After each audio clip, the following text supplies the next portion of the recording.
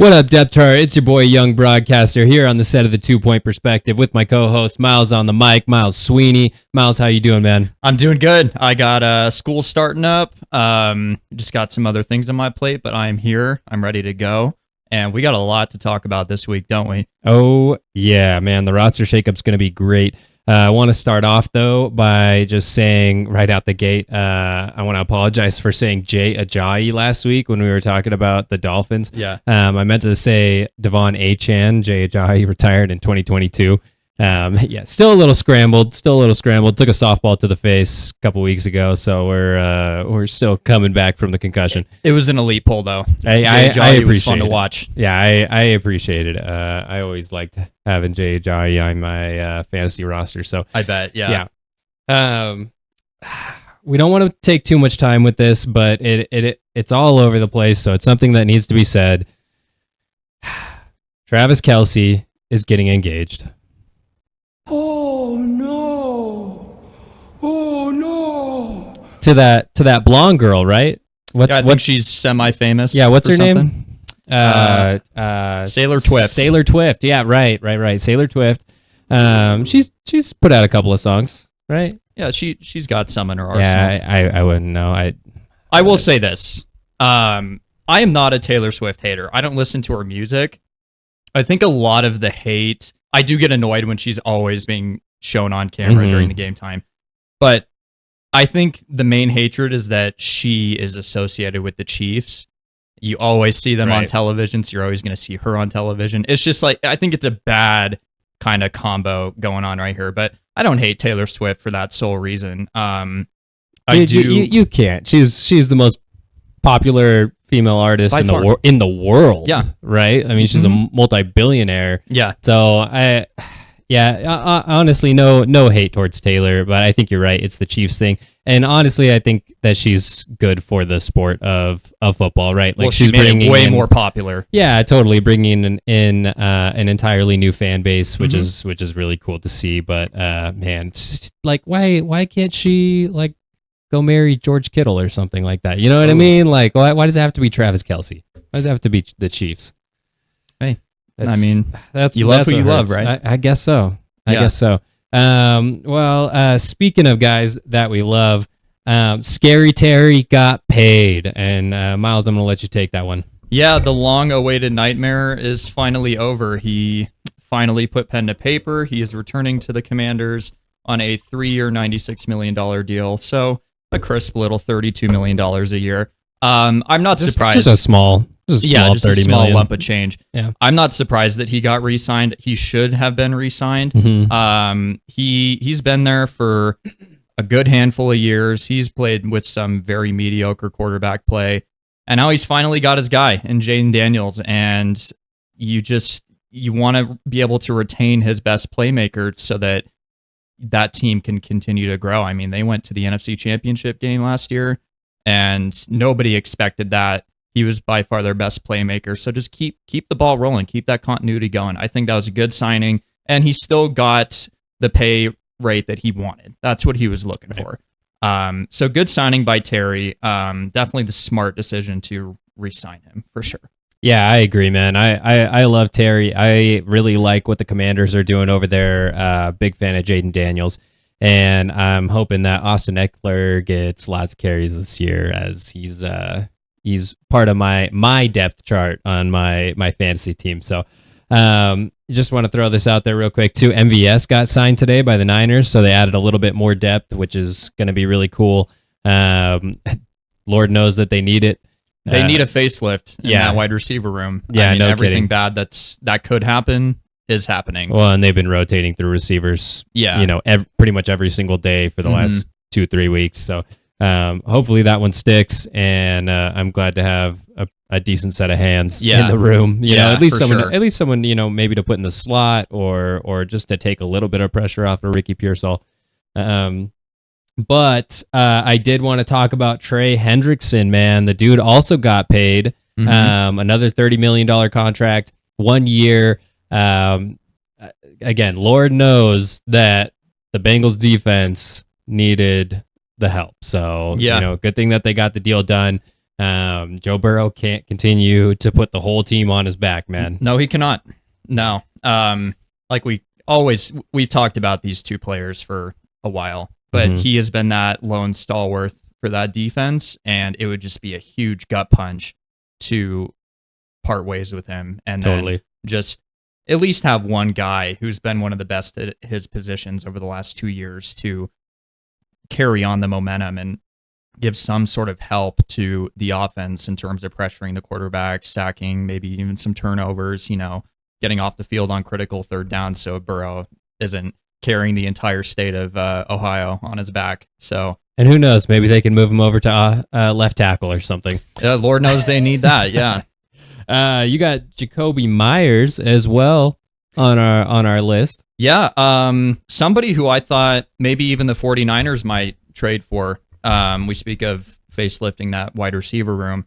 I don't know. It's just all the signs kind of point towards the Raiders might be wanting to deal him. I mean, they sign Amari Cooper. And Jacoby Myers is one of the most reliable receivers last year. His catch rate was insane. So when they got a young guy in Jack Beck over there too, we expect big things out of him this season. So I don't think it's the, a huge stretch. But I also, the Raiders kind of need all the help that they can get. So unless it's a contract thing, I don't know if it's really going to happen. I feel like it might be. I'm really not too in tune with the Vegas media, but if I think I saw like between $18 and $20 million a year something he's looking for. I think that's respectable. You think he's worth 18 to 20 million? It honestly depends on who is trading for him. Yeah. Because you have to include that too. You're probably going to trade an early day 3 pick to get him, and then you're going to pay him. Right. So if you know that that's what you need, then yeah, I think that's worth it. But, I think for like the 49ers, that's kind of, you're weighing your options there because you have allocated money to your wide receiver room, and are you willing to tack on more of that with Jacoby Myers? But again, I think that just depends on if he's going to get dealt, where he's going, if the team sees it fit. So I am curious to see how that shakes out because I do like Jacoby. So if he's going somewhere else, then it's going to be fun to watch for sure. Definitely. Maybe even Shedeur Sanders might be throwing some passes to him. Jared, how about you take the baton with our sweet baby boy in Cleveland? Yeah, man. They made a big trade this week, which I want to shout you out because you took that one. That was your hot take, and congratulations because you called that one. Yeah, half right. Half right. I mean, I predicted Kenny Pickett would be traded, not to the destination that I originally predicted. I think that there still might have been a smidge of a chance that he could have been dealt to New Orleans had Aiden O'Connell not broken his wrist. Right. Raiders did that out of necessity. Well, and we'll chat a little bit more about the Saints. But Shedeur Sanders, man, made the cut. The dude made the cut. He had 152 yards, 2 TDs, no interceptions, and is still third on the depth chart. And I think, a lot of that has to do with his performance last week. Not that the offensive line gave him any help. No. But he only had 14 yards last week, no first downs. He was sacked 5 times. I'm upset about that, obviously. Our dual threat bet, I had Shedeur getting 3 touchdowns. He got 2. So close. I thought I was cooked. I thought at the very least I'd get that one. So I was kind of bummed about that, but happy that Shedeur made the cut. I think that at some point in the season, both him and Gabriel will make starts. I don't think that Joe Flacco is going to play a whole season. I think that obviously it's a smart move to have him start. Of course. But I would have liked to see him make the number 2 spot. You and I still think that he is more talented than Gabriel, but I mean, we're not at training camp. We don't see what they see. Right. Dylan Gabriel did throw that 1 pick, but it's preseason, especially for rookies. Like that's where you get it out. That's Right. where you need to make those mistakes and learn. Well, and So I wonder what kind of relationship he has with his offensive line too, because that like if your offensive line is not blocking for you, mhm. maybe there's a reason. Well, 4 of those 5 guys were cut that were blocking for Right. Shador in that game. And like you said, 5 sacks. I do think some of those, he's getting pressured right away. There's not a lot you can do with that. But some of those were avoidable. Try not to play hero ball. Just throw the ball away. Don't hold on to it too long. Well, and again, he's at learning least he's that not too. throwing interceptions. Yeah. So that's a good thing. But you're right. Throw it out of bounds, man. Mhm. Yeah, just live to see another day. Yeah.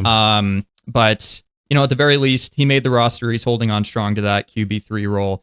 And he's in a better spot than his brother, isn't he, Shiloh? Oh still, man. still Yeah, on- brutal. Got into Yeah. a fight and got cut the next day, right? Yeah, kissed his NFL roster spot goodbye. Yeah, So, Tampa was not having any of that. no, they were Which not. I mean, I don't blame don't blame him. Yeah, I don't blame him, especially if you're not that high on the depth chart.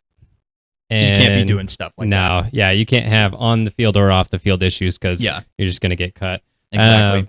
Well, Shiloh was one of our losers, but I think it's time to move on to maybe one of our biggest winners.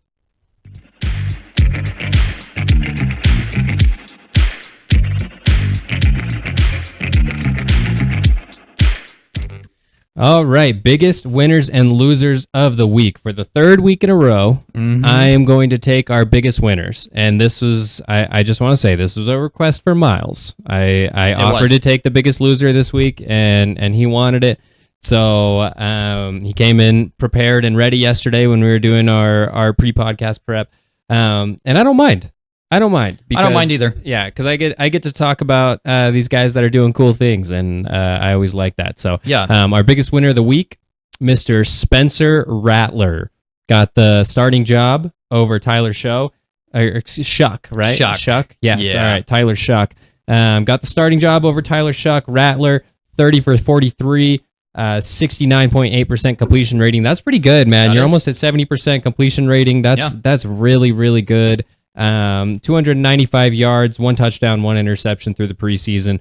His numbers are almost identical to Shuck. I think something I was telling Miles yesterday is that with Rattler, I think that there's less of a risk putting him out there this season, right? Where with Shuck, he's a rookie. It's good to give those guys a little bit of time to sit. If they feel like their future is in Shuck and they know that they're going to get the same result, put Rattler out there, see how he does, and don't rush Shuck out onto the field. He's got 1 more year of experience. I Totally. mean, you don't want if they see Shuck as their future, don't put him out there to where he could potentially just get shell shocked. Right. And I mean, they got playmakers, Chris Olave, Alvin Kamara.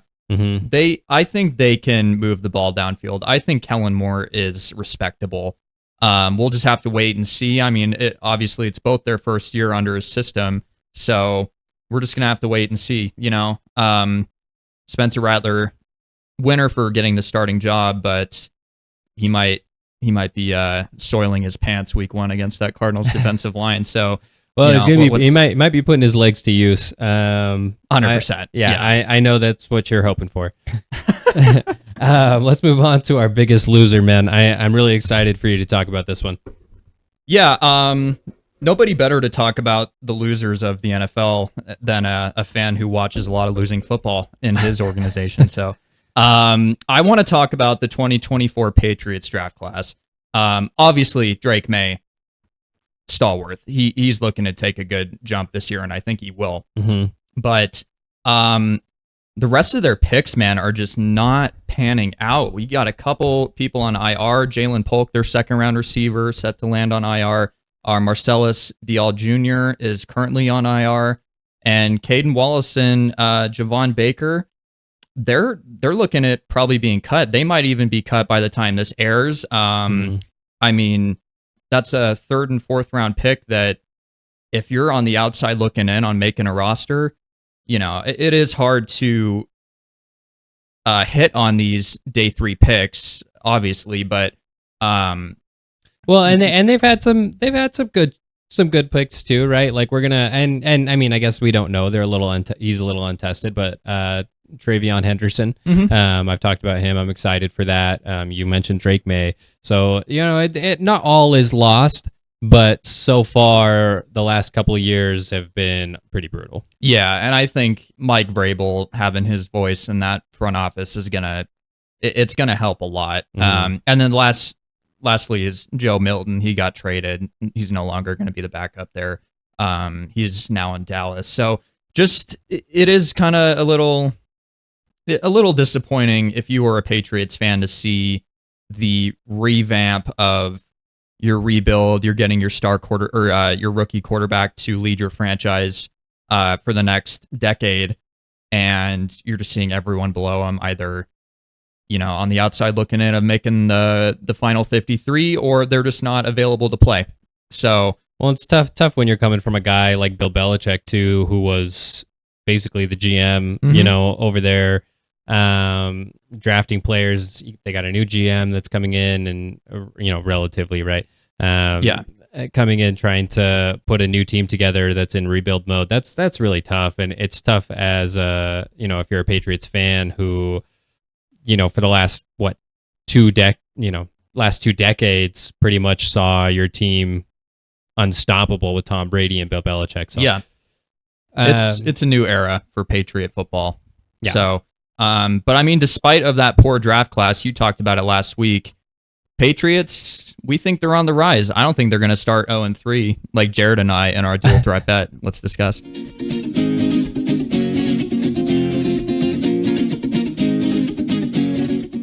All right, guys, dual threat bet. Well, Miles and I both started 0-3 on the season, so not ideal, obviously. We had some pretty tough ones, though. I mean, you had J.J. McCarthy, 3 TDs, right?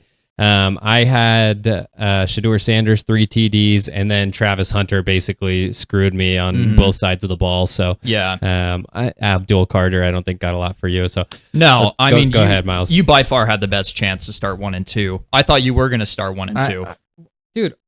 Even with Hunter, 1 interception, couldn't get 1. Yeah, I mean against a couple of rookies. But I mean, you were so far ahead of the curve.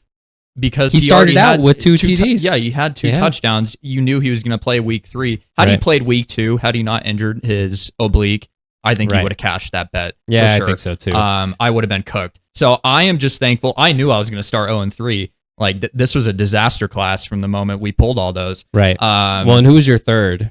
Who's your third bet? Genty, 150 rushing yards. So that wasn't going to happen either. Well, his first game was just so bad. Yeah, -1? Yeah. Mm-hmm. So I'm thankful that I'm not behind the 8 ball starting this year. I mean, both starting 0-3, it's a clean slate. Yeah. So I mean, yeah, kind of. Still feels bad. It does. Still feels bad. You want to start off hot. Because we don't want to run that beer mile. Yeah. Well, what if we both just go defeated all season long? You and I are going to be racing, buddy. Yeah. What if we tie? Do we both do the challenge? Oh, yeah. The beer mile? How about we both do it, and then whoever finishes last has to do an extra challenge. Oh man, there's no way that's happening. We're not going defeated this year. I highly doubt that. Did you see some of those fantasy challenges I sent you on TikTok? Oh yeah, those are brutal. Dude, I mean, there's I saw one that was like you have to buy a ticket to a third world country. Yeah, and no money, no phone. Yeah, nothing. And you have to find your way back. You just have to hustle your way back. No, there's no way I would ever do that, dude. That is evil. And I mean, you have the ones that constantly get recycled every year, the 24-hour Waffle House, McDonald's challenge, stuff like that. Well, that flight wasn't even the worst one on that list. There were some really, really bad ones. Remind me, which one was worse than that? I don't remember. I'd have to look. I don't have it in front of me, but I just remember looking at some of those and being like, there's no way. You know it's bad if that's not the worst one. Oh my God. Yeah, that's just evil. Well, you know what, dude? Are you ready to pull from the crown? Yeah, it is a new week. We decided Thank you, Miles, for doing this one for me. We decided on the 49ers and Seahawks as our game of the week. We have, what do we have? 5 in here? Let me see. We got 5. Yeah. Four prop bets, and then one of them is the over under. And if one of us pulls the over under for that game, we get to we get to decide what it's going to be. But all the other prop bets, we chose the over on. So we don't have a choice with X amount of yards for that player. We can't choose over under. Only the total scoring. Right. So, all right. The prom king crown is out. Miles, Thank you, please sir. make your choice. Okay. Do you want me to read it off, or should we one? Why And don't then I pick mine? Okay. Yeah. Here, let's do this. I'm nervous. All right. Start us off. What do you have? I feel good, man. Jackson Smith and Jigba. Shit. Oh yeah. Sorry. Watch your profanity. I wanted that one, bro. Yeah. JSN over 59.5 yards. I think that's a gimme. That's a good one. Yeah, I think he's gonna get that. I still he think could get that on one play. Yeah, this could still happen, but it is very kind of up to the football gods here of Kittle first touchdown of the game. Ooh, honestly, that I feel like that's the toughest one because we had McCaffrey first touchdown. The over under. What was the other one? We had one for Walker over on yards. Yeah, so we had over under for both backs. That's probably the toughest one, man. It is. Well, here's the thing with San Francisco. We keep harping on this. Kittle is going to be their most reliable pass catcher going into week 1. That's true. So and everyone's going to be expecting McCaffrey to get the ball on the goal line. Yeah. So it's not the worst. Yeah, it's. I'm not too mad about it, but I definitely wanted some JSN over 59.5 yards. So hey, me too, man. I didn't want to have to root against him since I'm starting in week 1. So cool, man. Well, I'm excited for you to start 0-4, and I'll be 1-3. Okay. Yeah. I don't think that's gonna happen, man. Unless JSN tears his ACL in game 1, I don't think that's happening. I'm pretty sure he can get 60 yards. But speaking of having JSN on my fantasy lineup, I think it's time for our fantasy segment.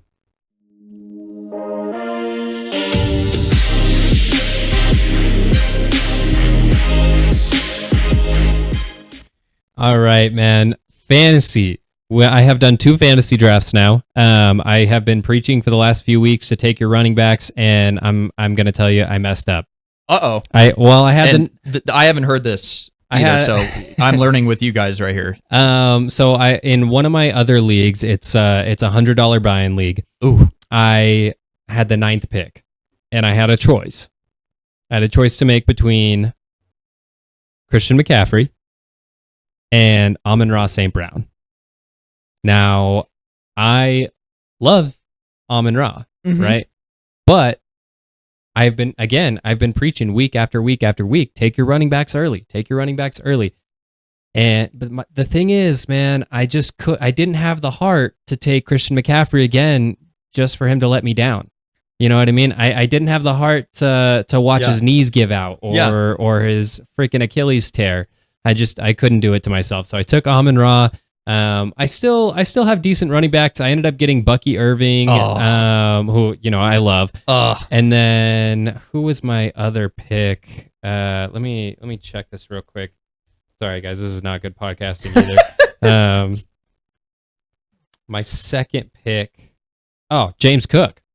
So James Cook, Bucky Irving. As my second and third pick. So I'm not that upset. That's a good recovery. Yeah, but then I suffered because I ended up taking Zay Flowers as my second wide receiver. I still think he was the best wide receiver at that spot, but I just think I could have done better if I had taken a running back earlier. That's the give and take. I mean, but I just didn't have the heart to take McCaffrey again. I couldn't handle it. I feel like I would have jinxed his season if I had. I have such bad luck with him, so I just didn't want to do that to myself. Too bad he didn't, bro. That would help Cardinals take the West. So speaking of running backs, though, I do want to chat about some late round guys to keep your eyes peeled on. Obviously, right now, Nick Chubb, right? He's going to be the starting guy for the first 4 weeks. I heard Dameon Pierce floating around, but I think that Nick Chubb's going to be the guy to start. And I think he's going to get the majority of the carries. Is that to say that he's going to be the top 5 running back that he was? No, that's obviously not the case, right? I mean, the dude's knees they've gone through it, man. Yeah, they got hit the other direction. Yeah, you know what I mean? Like he's pretty much cooked there, but he will never be the same. But I think that he's going to be a good back. I think he can, maybe average around 4 yards a carry still. Mm-hmm. I think he'll get some goal line carries, and I think I feel confident there. He can still tote the rock with a managed load. Mm-hmm. For sure. I want him so badly to succeed. I really like Nick Chubb. Yeah, I've always liked Nick Chubb. It's hard to root against the Browns ever, just because they, at this point, I want to see him succeed. Mm-hmm. But I have always liked Nick Chubb regardless, and I wanted to see him win there, but we'll see. I think his chances are obviously better in Houston, right? I mean, better quarterback situation, better defense. Keep your eye out. Right. Another guy that I want to let you guys know about, Trey Benson. Miles, you're going to like that one. Trey Benson with the Cardinals. James Conner, he's getting up there in years. I don't know how much longer he has. This could be a tough season for him if his body doesn't hold up, and I think Trey Benson is going to be the guy by the end of the season. Well, he's shown you he's missed time every year, so I like the idea, but Tate took Tate is somebody in our fantasy league. He took Trey Benson late in the draft, and I think he's a good handcuff. Yeah, well, I mean, if Connor's going to go down and he's taken the first team reps, then I think, and they have a good running scheme, it's going to be hard for him to not succeed. But I still am not very confident watching him, especially in the preseason. I think he dances too much in the backfield. He doesn't hit the hole like Connor does. Yeah. And one of the biggest reasons he was drafted was for his big playability out of Florida State. He has not shown that at all. Outside of catching the ball in screen situations, letting his blockers lead for him in open space, that's where he has thrived the most from what I've seen. But yeah, he's still just trying to figure out how to hit the open hole inside the offensive line. So I'm definitely very skeptical about it. You're not risking a lot taking him. So I understand that. I think it's a good idea, but especially if Connor goes down. But I watch a lot of Trey Benson, and I'm still not very pleased with what I've seen so far. I still think he can blossom. Well, yeah, and I think that there's a maturity period, right, for those young guys, and so we're week 3 of the preseason, right? So there's a lot of time, and I think still with James Conner's age and his injury history, I still think that it's a pretty safe bet. It is. Lastly, but not least, keep your eyes out for Amarion Hampton, Chargers running back, young guy this year. He's a big dude, 4'6" or 4'6", 40. So he's got some speed. I think if you're low on running backs, and maybe you're in the middle rounds and he's available, pick him up, man. Yeah. That he could be a league winner if he pops off this season. So I see that too. I'm going against him week 1, and I'm not very excited about it. Yep. So Najee Harris, man, that's not the guy. That's not the guy over in LA right now. I agree. Yeah. Miles, you had wide receivers. So what you got going on for wide receivers? Well, I really got mainly one guy. Jared definitely was carrying this segment because I sniff around the waivers, and the wide receivers are not looking very, very good. But there was one guy who I ended up, I dropped Michael Wilson for Adam Thielen, and this was yesterday. Yeah, you did this before. I did this before he got traded to the Vikings, and I did this because I saw it as a win-win either way. Had he stayed with the Panthers, I think the Panthers, who are going to be better this year, I think they are going to be playing from behind a lot. So what does that mean? You're going to be throwing the ball. But I knew about the trade speculation back to Minnesota. That's an elite offense. Yes. I really like Kevin O'Connell. Yeah, I don't think you can doubt Kevin O'Connell. He made Sam Darnold an MVP. It's not Kevin O'Connell. It's JJ McCarthy. But what I'm saying is if Kevin O'Connell can make Sam Darnold, the ghost singing boy we all know and love, look like an MVP candidate, have that kind of year, I think he can do the same thing with JJ McCarthy. And I think Adam Thielen will benefit from that. So I think that was a good pickup for me because I saw it as a win-win either way. I don't disagree with you. I honestly, I hope that that's the case. I actually like JJ McCarthy. This is controversial, but I liked Michigan when they won the Natty, and so I don't know, man. I like JJ McCarthy, and I think that he is probably going to have a good career. I just what I saw in the preseason, I wasn't like overly impressed, and then obviously last season with the injury, that's not a great way to start your NFL career. So and guys surprise us every year. I still think that Adam Thielen is going to have probably a great season. I think he'll be a great safety blanket for JJ McCarthy. He's reliable. Yeah, I'm jealous of your pick. I'm glad that Adam Thielen is back home. I've always liked Adam Thielen. So yeah, well, I don't know if that's a hot take, but we definitely have some in our back pocket. We do, but before we get to hot takes, I want to say one more thing. Okay. Sorry about that, Miles. No, you're I fine. don't mean to kill your transition. Oh, it's all right. There's always round two. Yes, there is round two. I have one more guy that I want to talk to you guys about. Keep your eyes peeled for tight ends. Brenton Strange. Brenton Strange out of Jacksonville. Evan Ingram is no longer in Jacksonville. He is over in Denver now. And Brenton Strange, when Evan Ingram went down last season, that dude was a top tight end. And I don't think that a lot of people are paying attention to it, but that guy is available on so many waivers right now. I picked him up recently, and we'll see. Maybe he proves me wrong, but last season I had him as a handcuff to Evan Ingram, and he did me well on when Ingram was down. Which league did you pick him up in?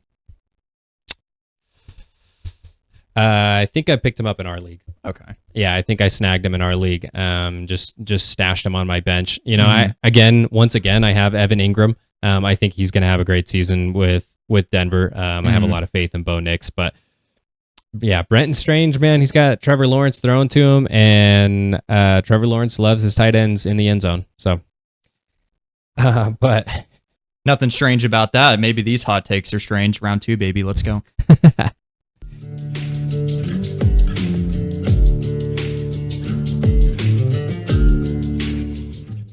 All right, guys, hot takes, and this is the hottest of hot takes. But I'm really excited for this. So my hot take this week is that the New Orleans Saints start Spencer Rattler, get the number 1 overall pick because they lose so many games, and draft Archie Manning, and he follows in Grandpa's footsteps and takes over as the head quarterback in New Orleans. Wow. History finds a way of repeating itself. I like that. But I don't know if I could see Arch Manning staying one more year. You think so? It wouldn't surprise me at all. So maybe this prediction would just be delayed by 1 year. I think he's going to stay at Texas for another year and miss out on that NFL money. I mean, I guess he's getting this will be his first true year. Yeah. Unless he pops, which I think he could. I think he will. But I definitely think he's going to, man. That dude's so talented. Dude, he's so fun to watch. Yeah, totally. So I think either or. I wouldn't surprise me if he stayed another year, but if he's popped, and he's gonna be undoubtedly the number 1 pick, I think you got to go for it. Yeah, because you just can't risk getting hurt and then losing that stock. So even if the Saints don't earn the number 1 pick, I think could they see would trade them for it? trading up. Okay. I mean, look at their quarterback room. Yeah, it's It is abysmal. not. Yeah, it's not impressive right now. You got a second-year guy who is not impressive in Spencer Rattler, Mhm. and then you drafted Tyler Show, who Shuck. Sorry, I Mhm. keep saying Show. Tyler Shuck, who is unproven and didn't even get the starting job. So I could definitely see them trading up for a big arm like that. Yeah. Guy that's super athletic, very talented, has incredible vision. So. Mhm. Yeah. Well, if Tyler Show is going to be handed off to Jay Ajayi, they'll be getting that first pick. So, so this will lead into mine. We're staying in the NFC South. Shout out to my boy Seth, Falcons fan. I think the Falcons are going to win the NFC South. They have some elite playmakers on offense. I think they've buffed their defense pretty good, and I really like Michael Penix. I do. If I just don't see a reason for him to not succeed with Bijan Robinson, Drake London, and then Kyle Pitts, the world-breaking tight end receiver combo. But and also something else you got to think about here is the NFC South is not good. I mean, Tampa is respectable. I love Baker Mayfield, but I could see a bit of a regression. I mean, from Tampa this year. Tampa's competing every year. Yes, well, but I could potentially a regression. But I think it goes back to the NFC South. Would Tampa be competing in the NFC West? Dude, they I don't draft think so. really, really well, though. They draft really well. And I like Todd Bowles as a coach. Yeah, I do too. I just there's something telling me, man. There's a little bug in my brain saying the Falcons are going to surprise some people. I like Drake London. Mhm. I like Bijan. I think he's going to have a good season. He's the number 3 ranked player in fantasy right now. Might even be, was he number 2 in one? I think he might have been number 2 when we were drafting. Yeah. But first over Tampa, that's going to be a long road. I'm not saying it's impossible. I'm just saying it's a long road. I liked Michael Penix coming out of Washington, but I don't know if he's ready to take them that far.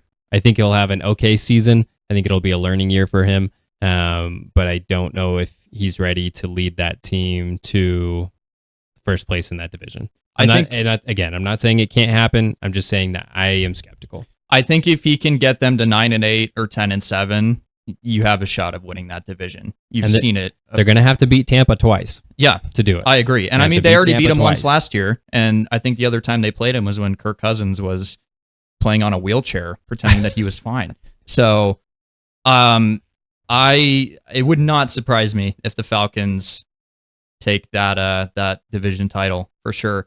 Well, calling for first place is a big deal, and so is being our first caller for question of the week. Let's do it.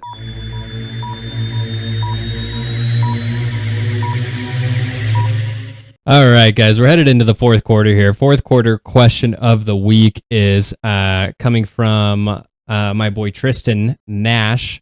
Tristan is an assistant coach for our Nevada Storm football team, some professional football team here in Reno. I'm going to give him a call right now, and he wants to chat about the NFC North. So let's give Tristan a call.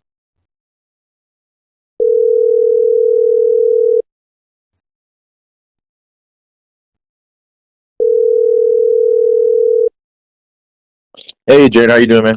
Hey, Tristan. It's Jared Young broadcaster here on the set of the 2 Point Perspective with Miles Sweeney. How you doing, man? Hey, guys. Good. How you doing again? Doing good, man. Dude. Thanks for making time for our call. Oh, thanks for having me on, man. I appreciate it. Yeah, absolutely. So you wanted to chat about the NFC North. Yeah. I know you got a lot of feelings about that. You're a big Packers fan. Tell us what your thoughts are. Just there's a lot of details to start. I guess you could say on paper they were probably the best division in football last year with 3 teams making the postseason. And we'll start off with Minnesota. As J.J. McCarthy's coming into his actual first year, is he going to have chemistry coming off his injury? Is he going to have chemistry with the other J.J., Justin Jefferson? I think Sam Darnold played well last year. They had a good defense too, so obviously that makes football games winning a lot easier. So, and they added Jordan Mason. I think still got Aaron Jones, and then today added Adam Thielen. So that's going to be interesting. And then the Bears, obviously, they got a good roster. Thought they were going to have a better year last year. Paper, they look really good. But can Caleb perform? Is he going to come out and have a sophomore surge? Unfortunately, I think that they are going to be pretty good. And then you go to Detroit. They lost, I think, Ben Johnson and Aaron Glenn, defensive and offensive coordinator. They got a great roster. Obviously, they're a pretty good football team, and they keep scheming. But I think they might go a little bit back. They're obviously still going to be a playoff team. And then last, the Green Bay Packers. Probably me being a fan for so long, this is probably the toughest schedule I've seen in a long time. They got to play the NFC North. Obviously, it's tough. And the AFC North. And then they got the Commanders week 2 coming off a short week after Detroit and Sunday Night Football. So I just want to know maybe your guys' thoughts. I mean, it's going to be pretty exciting. We all know how it works. Every year we all get a little surprised because you never know what's going to happen. And it's football, so, you know. Yeah, I kind of laying the land for the NFC North. That has got to be, and obviously we need to wait and see how Ben Johnson fares as a coach, but that division has some of the best coaching in football. You got Dan Campbell, who is going to be tested this year, losing both of his coordinators. Mm-hmm. Kevin O'Connell is an offensive mastermind. So is Matt LaFleur. So I do think this is mainly for the Vikings. This has shown that it's a quarterback coach league. If J.J. McCarthy can replicate what O'Connell brought out of Sam Darnold, I think they would have a good chance of taking that division, especially if, and this would be hard to replicate, their defense, like you said, Tristan, they had a lot of defensive touchdowns last year.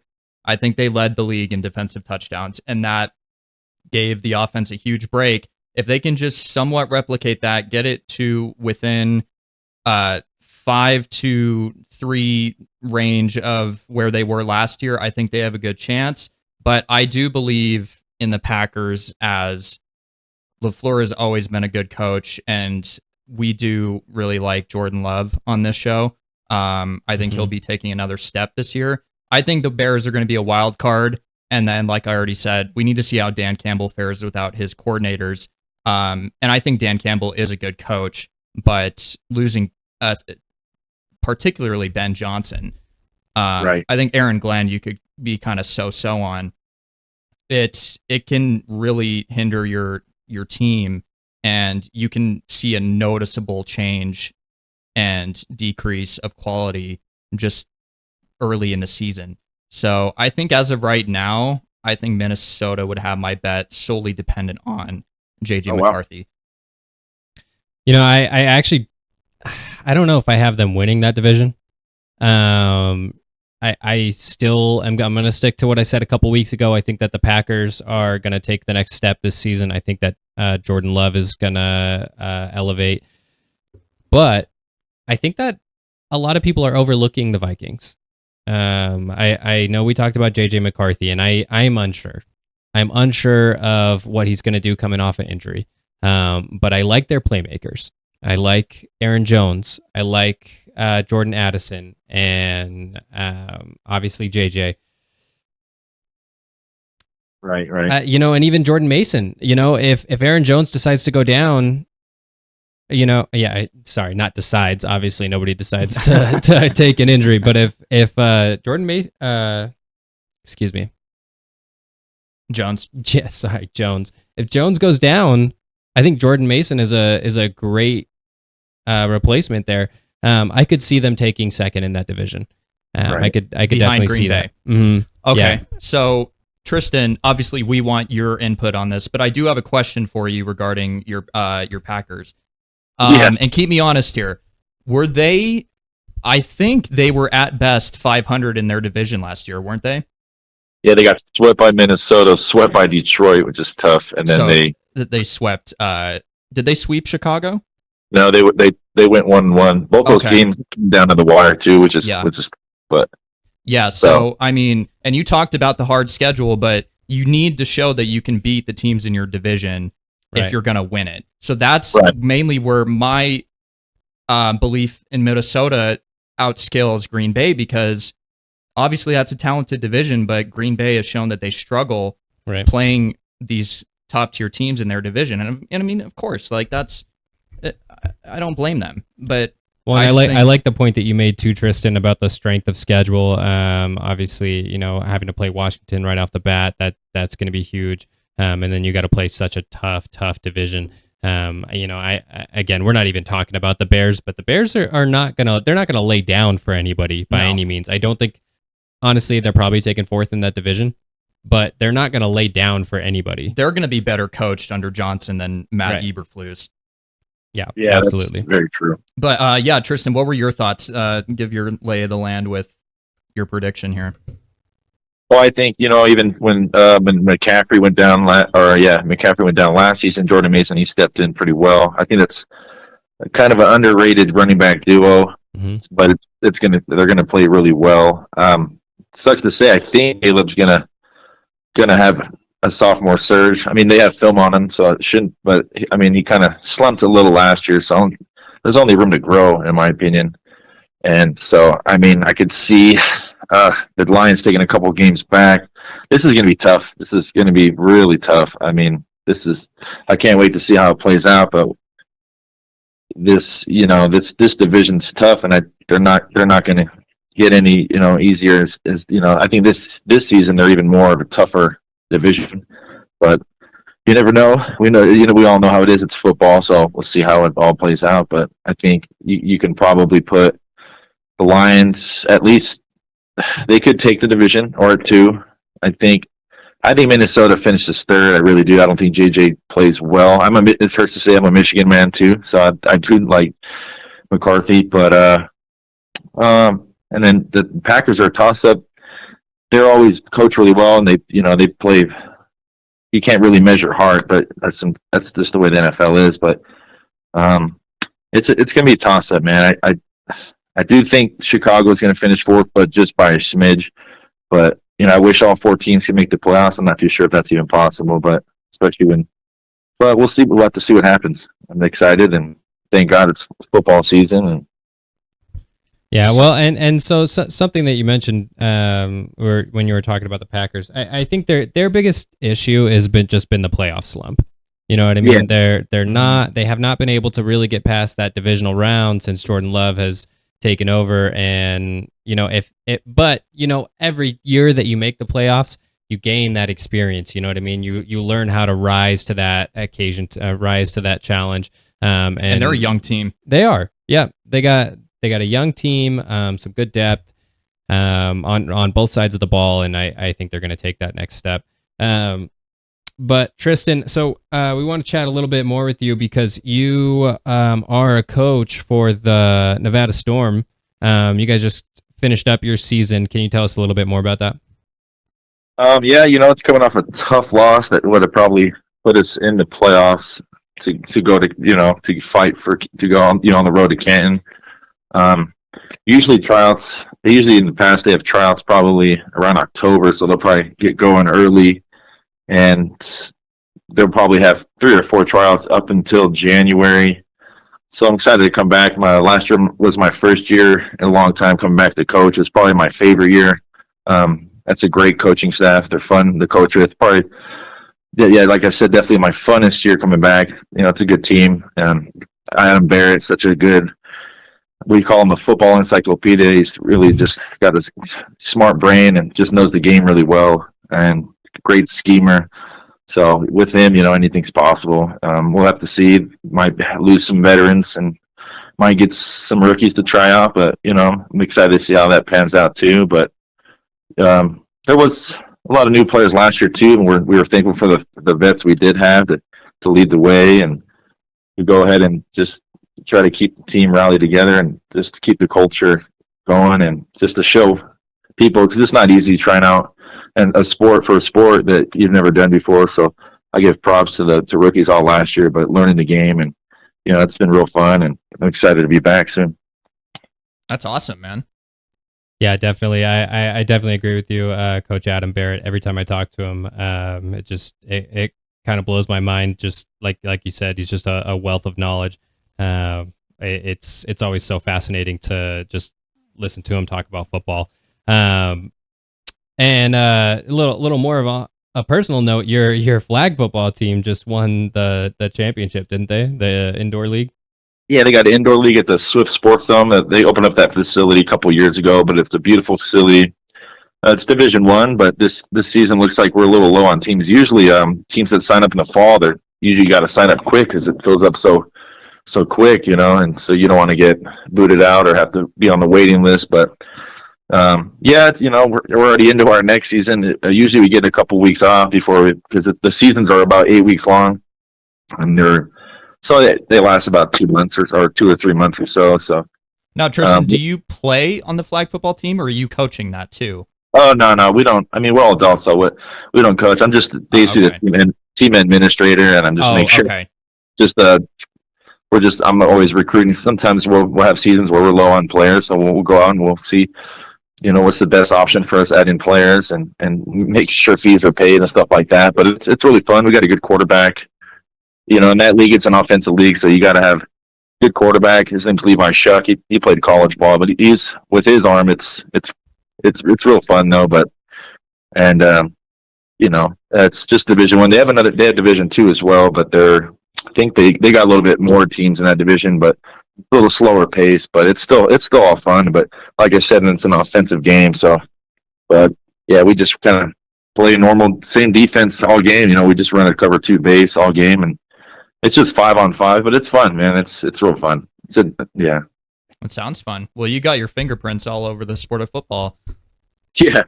I love the game. So yeah, so I'm real excited. Even with fantasy football back now and college football coming back and just playing and then before you know it, it'll be January and we'll have the playoffs already, and it's just I'm excited to see how everything pans out. But yeah, fall is definitely my favorite time of year, and I don't know about you guys, but yeah, I'm just super stoked about this year for football. Oh yeah, man! Baseball playoffs, football's getting ready to start. Oh yeah, basketball's right around the corner. So, but man, hey, we really appreciate your time. Thank you for sharing your football knowledge with us. We appreciate having you on, and hopefully we can do this again. All right, man. I look forward to it. I appreciate you guys. All right, brother. Take care. Have a good one. Have a good night. Thanks. All right, guys. Well, that is the end of our show. Please don't forget to like, follow, and subscribe. And if you are a local here in Reno, Nevada, and you are interested in women's tackle football, check it out, man. The Nevada Storm women's tackle football team. I have the honor of broadcasting for them every single season. And it's just really it's a great group of people, and Nevada's pretty good, man. They're D1. They've made a couple jumps over the last couple of years, won a couple national championships. So it's a big deal. If you are local, check it out, man. That could be a huge opportunity to gain a new family and just do something really cool. So, but that's our show. Thank you guys so much, and have a great week. We'll see you guys next time.